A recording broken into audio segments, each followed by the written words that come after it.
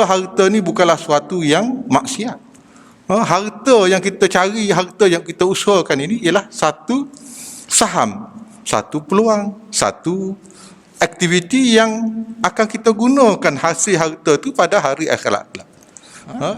Bagi Islam, apa saja yang ikut syariah berpahala. Mudah je. Sebab tu dikatakan aktiviti hidup dia.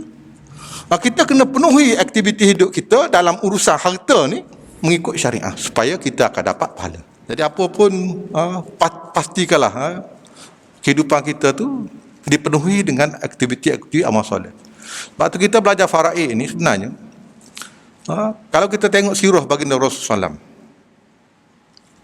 di Mekah Rasulullah hanya menceritakan bahawa dalam Al-Quran pun cerita bab-bab akidah kan, selama 10 tahun sampai di Madinah. Bila pindah ke Madinah tu, Rasulullah ayat Al-Quran tu cerita bab-bab muamalat, bab-bab ni kehartaan, pengurusan dan sebagainya.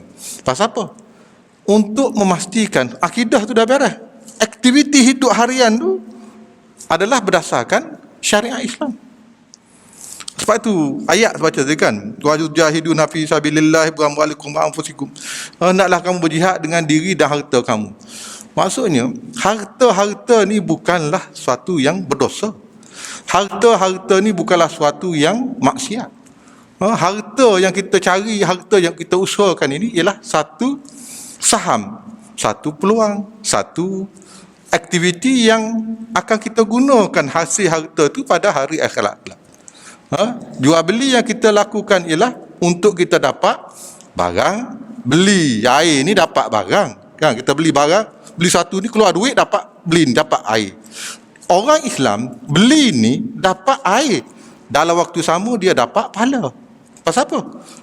Pembelian itu adalah mengikut Al-Quran, mengikut kaedah syarak. Jadi aktiviti harian kita jual beli ni, akad ini adalah aktiviti yang memenuhi kehendak amal soleh tu.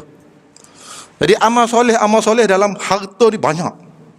Separuh lebih kehidupan kita banyak berkaitan dengan harta. Urusan harta. Bayar bil, bayar tu, online dan semuanya kan adalah harta. Dan pastikan urusan itu adalah berlandaskan syariat Islam, amal soleh. Sebab itu kita harta itu adalah peluang untuk kita dapatkan pahala, dan pahala itu kita akan guna pada hari akhirat kelak. Jual beli pada hari akhirat dia tak laku dah, kertas dolar RM ke, kepala George Washington ke kan, Queen Elizabeth tak laku dah. Yang lakunya pahala. Jadi pahala-pahala ni yang diceritakan oleh Allah dalam Quran, dan tak adalah kitab lain kan, tak maksudnya tidak adalah dalam kajian sains ke bab pahala ni. Yang ada hanya dalam Quran. Yang boleh cerita bab pahala ni adalah Allah dan Rasulnya. Tak ada orang lain boleh cerita bab pahala. Rujuklah buku mana pun kan. Jadi bila pahala-pahala ni kita cari, urusan keuangan, urusan harta kita ni ialah untuk dapat pahala, yang mana pahala itu kita akan gunakan pada alam satu lagi tu, untuk pelaburan, untuk kehidupan alam satu lagi. Itu gunanya kita beraktiviti amal soleh ni.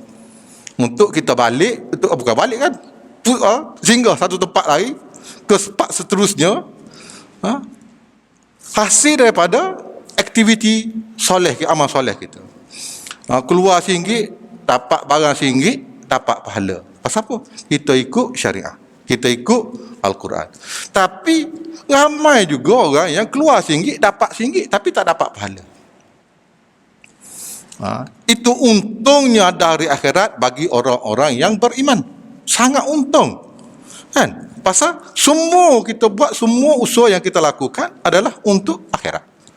Benda sama, makan sama. Orang bukan Islam pun makan, semua orang makan.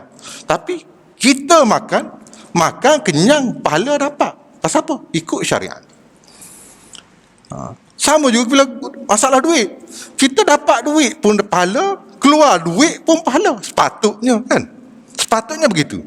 Beli rumah, orang lain beli rumah. Orang bukan Islam beli rumah. Orang kafir. Tapi kita Muslim beli rumah, dapat rumah dan dapat pahala. Kalau kita buat, katakan finance kereta 25 tahun. 25 tahun tu lah pahala. Lama amal soleh kita. Kita bayar monthly payment kita kan, tiap-tiap bulan bayar untuk duduk rumah tu dengan guna kaedah syariah. Berkekalalah 25 tahun tu kita dapat pahala. Untungnya jadi orang Islam, untungnya jadi orang yang beriman. Pasal kita yakin hari akhirat. Tapi kalau kita tak guna kaedah yang syariah ni, yang dipatuh syariah ni, 25 tahun kita beli rumah, bayar 30 tahun sekarang. Dah boleh extend sampai 35 tahun. 35 tahun monthly tu kita tak guna syariah, tak guna hukum hakam yang Allah syariatkan. 35 tahun lah sia-sia. Dapat rumah pahala tak ada. Panah rumah tu kan. Panah rumah tu guna kadar riba kan. Tak nampaklah panah tu kan, tapi hakikatnya panah. Pasal apa? Tidak mengikut syariah. Sebab tu aktiviti kan, keluar duit, pergi bank, Allah ni beli online, Lazada ke, Shopee ke, kena tengok. Kena pastikan ikut syariah dalam urusan keuangan harian kita. Kita orang Islam melangkah ke kios bank tu, melangkah masuk duit kan, buat password, mesti ada pahala kalau kita ikut syariah.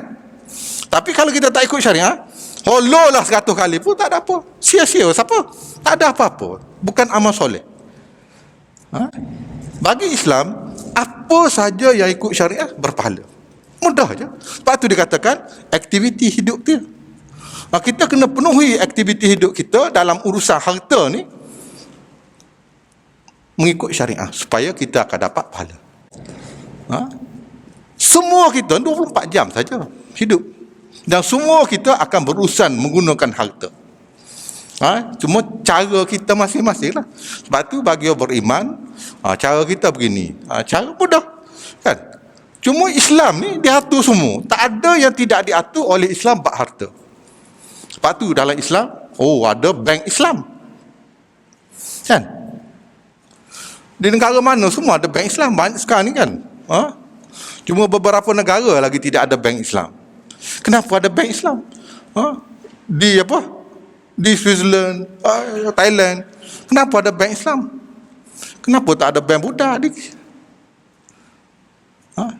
Amerika? Kenapa tak ada bank Kristian? Tak ada. Pasal apa? Tidak. Kemampuan syariah, tidak ada hukum syariah. Kita orang Islam nak beli apa-apa pun Allah telah program.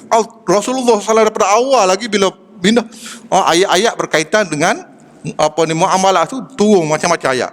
Gini, gitu, gini kan.